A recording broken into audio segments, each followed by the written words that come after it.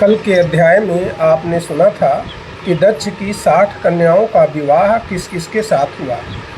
अब उसके बाद दक्ष ने जो भगवान ब्रह्मा के कहने पर, अब उनके पिता भी थे, उनके कहने पर जो तपस्या की थी उसके परिणाम के आने का समय था। तो माता सती ने इस प्रकार उनके घर में जन्म लिया। सती की तपस्या के लिए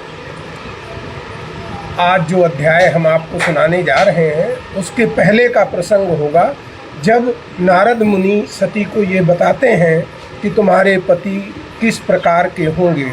अत्यधिक रोचक विषय है आज का, इसीलिए अगले 15 मिनट तक आप हमारे साथ रहें और शिव पुराण के रुद्र संहिता का अध्याय 15 सती की तपस्या को श्रवण करने का सौभाग्य प्राप्त करें। एक बार मैं तुम्हें साथ ले दक्ष राज के घर आया था। ब्रह्मा जी कहते हैं, हे पुत्र नारद, एक बार मैं तुमको अपने साथ लेकर दक्ष के घर गया था। हम दोनों को दक्ष राज का स्वागत अति भाया था। दक्ष राज ने हम लोगों का बहुत आदर सत्कार किया। वहीं पर सती अपने पिता के साथ बैठी थी, उसने भी प्रणाम किया और मैंने आशीर्वाद दिया कि तुम्हें तुम्हारे मनवांछित वर की प्राप्ति हो। सती पिता के संग बैठी थी, उसने भी सम्मान किया। मनवांछित वर तुम्हें मिले, मैंने ऐसा आशीष दिया। उसके आगे भी मैंने कहा, जिसका तुम चिंतन करती हो वही तुम्हारा वरण करेगा। जिसका रूप स्मरण हरदम तुम करती, तेरा पति होगा। तुम निरंतर जिसका ध्यान रखती हो, ध्यान करती रहती हो, मनन चिंतन करती हो, वही तुम्हारा पति होगा। पति रूप में तुम जगदीश्वर महादेव को प्राप्त करोगी। जग की माता कहलाओगी, सब जग में पूजित होगी। भगवान भोलेनाथ के साथ ही तुम्हारा विवाह निश्चित है और तुम जगदम्बा यानी जगत की माता कहलाओगी। ऐसा दे आशीष वहाँ से फिर अपने में धाम गया और सती ने धीरे धीरे तरुणावस्था पार किया। धीरे धीरे सती ने तरुण अवस्था को प्राप्त कर लिया। युवावस्था में उसका रूप अत्यधिक मन को हरने वाला था और युवावस्था में उनका रूप मनोहारी था।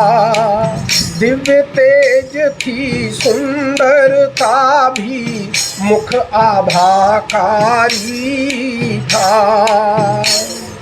अब दक्ष प्रजापति को अपनी बड़ी सुंदर कन्या को देखकर उसके ब्याह की चिंता आ गई। दक्ष प्रजापति सती ब्याह की चिंता में अब आए थे। कैसे किस से ब्याह करूं मैं, पुत्री का हर्षाए थे। फिर सती ने जाकर अपने पिता से कहा, हे पिता, मैं आपसे निवेदन करती हूँ कि मैं भोले शंकर की इच्छा करती हूँ। सती स्वयं माता को जाकर कहा, निवेदन करती हूँ। पति रूप में भोले शंकर की मैं इच्छा करती हूँ। वो ही मेरे पति होंगे ना अन्य कोई हो सकता है। इसीलिए आज्ञा दो माता, तप ही ये दे सकता है। इसीलिए माता मुझे तप करने की आज्ञा दो, क्योंकि केवल तप ही एक ऐसा मार्ग है जो कुछ भी प्रदान कर सकता है। तप से ही दुर्लभ से दुर्लभ कार्य सिद्ध हो जाते हैं। वो तो मेरे ही प्राणेश्वर जन्म जन्म कहलाते हैं। तपस्या से ही दुर्लभ से दुर्लभ कार्य सिद्ध हो जाते हैं, और वो तो वैसे भी मेरे प्राणेश्वर हैं, और हर जन्म में मैं उनका वर्ण करती हूँ। इसीलिए अब आज्ञा दो माँ, मुझको तप करना है। जैसे भी प्रसन्न हो भोले, वो मुझको करना है। माँ ने सभी व्यवस्था कर दी, सती तपस्या लीन हुई। आश्विन छठी प्रतिपदा तिथि में शिव पूजन तल्लीन हुई। माता ने सारी व्यवस्थाएं कर दी और सती ने तपस्या प्रारंभ कर दी। आश्विन मास की छठी तिथि थी और प्रतिपदा थी, इसीलिए वो शिव पूजन में लग गई। नमक भात गुड़ भोग शंभु को माता सदा लगाती थी। खास तौर पर आश्विनी की जब एकादशी आती थी। आश्विन की एकादशी को नमक भात गुड़ का भोग जो भगवान को चढ़ाता है, उसकी मनोकामना अवश्य पूर्ण होती है। और कार्तिक माह की चतुर्दशी की तिथि को जो मालपुआ और खीर भगवान भोले को चढ़ाता है, उसकी सभी कामनाएं पूरी होती हैं। मालपुआ और खीर शंभु को माता तभी चढ़ाती थी। कार्तिक माह चतुर्दशी की तिथि जब समीप आती थी। अगहन के कृष्ण पक्ष की अष्टमी जब आती है तो तिल जौ चावल घृत और दीपक से माता शंभु को मनाती थी। मार्गशीर्ष में कृष्ण पक्ष की अष्टम तिथि जब आती थी, तिल जौ चावल घृत दीपक से माता शंभु मनाती थी। पौष माह के शुक्ल पक्ष की सप्तमी को जो रात्रि के जागरण में लीन रहता है, भगवान शिव का ध्यान करता है और खिचड़ी का भोग लगाता है, उसकी भी सभी मनोकामनाएं पूरी हो जाती हैं। पौष माह की शुक्ल पक्ष की सप्तम तिथि जब आती थी, रात्रि जागरण करती थी माँ, खिचड़ी भोग लगाती थी। माघ महीने की पूर्णिमा में सायंकाल जो शिव का आराधन करता है और नदी में स्नान करके गीले वस्त्र में ही पूजा करता है, उसकी भी सभी मनोकामनाएं पूरी होती हैं। माघ पूर्णिमा निशा काल में वो शिव आराधन करती, सुबह नदी स्नान वस्त्र गीले में ही पूजा करती। फागुन महीने के कृष्ण पक्ष की चतुर्दशी को जो जागरण करता है और शिव की विशिष्ट पूजा करता है, उसके भी सारे मनोरथ पूर्ण होते हैं।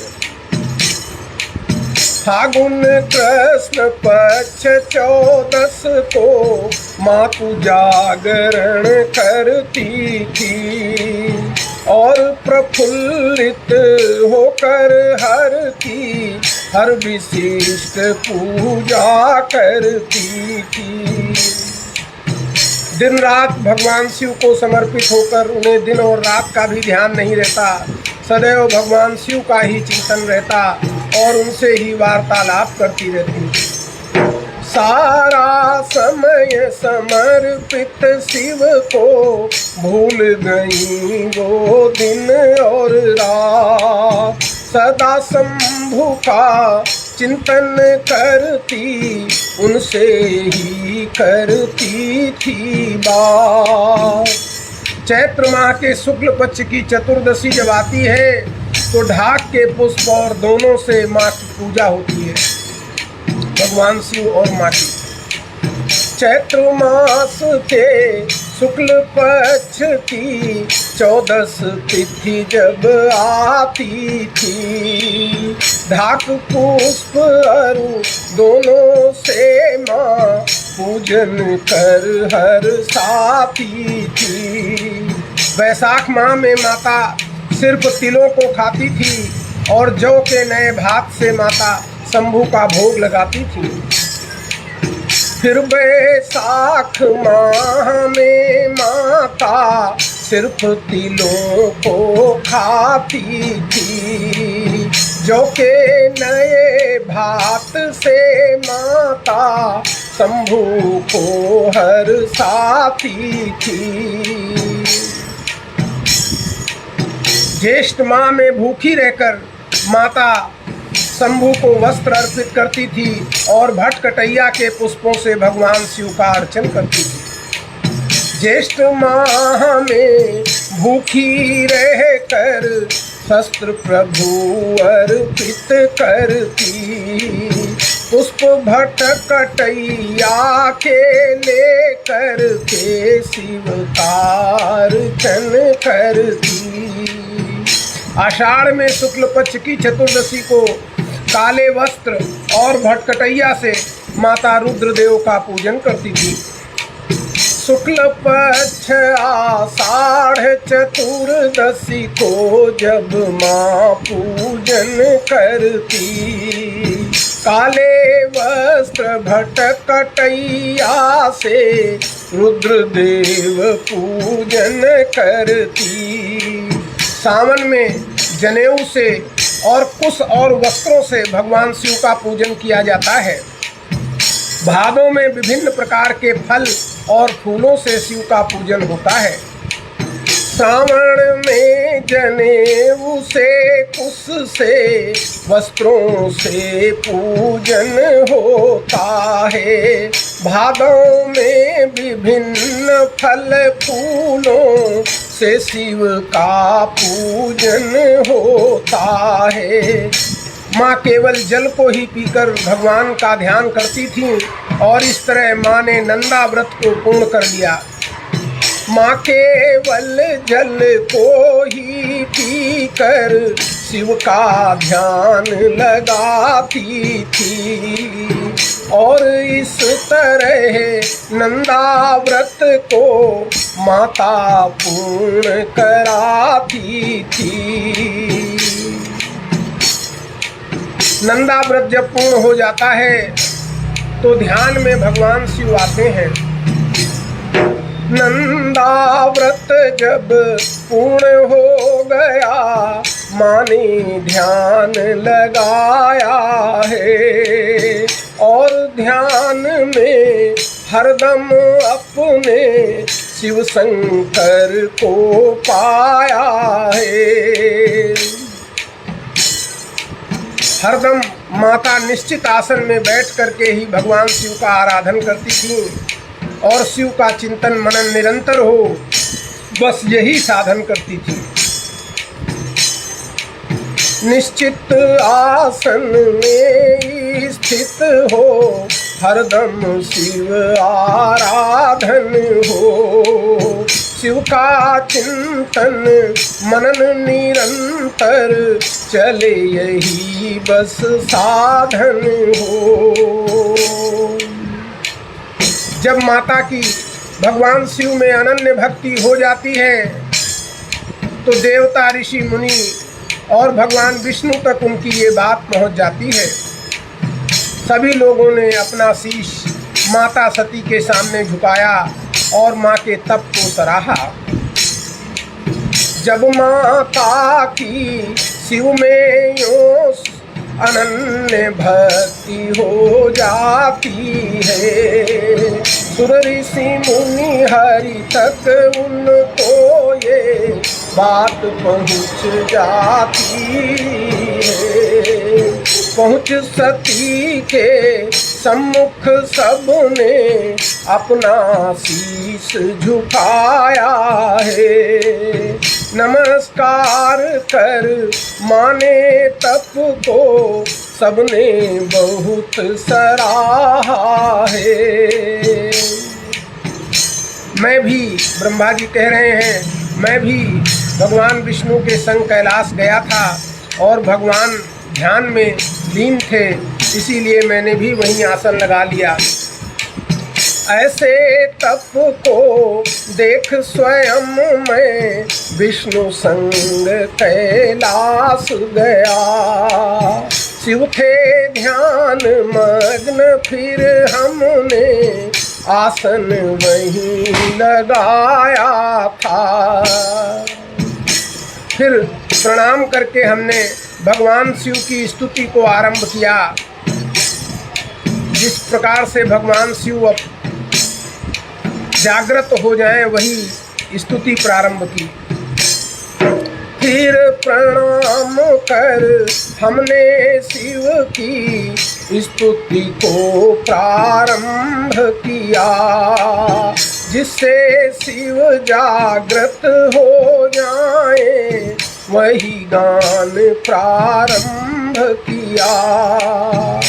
स्तुति करते हुए ब्रह्मा जी और विष्णु जी कहते हैं, आप परम शक्तिशाली हो, सतरज तम के स्वामी हो, वेद त्रयी हो, लोक त्रयी हो, तुम ही अंतर्यामी हो।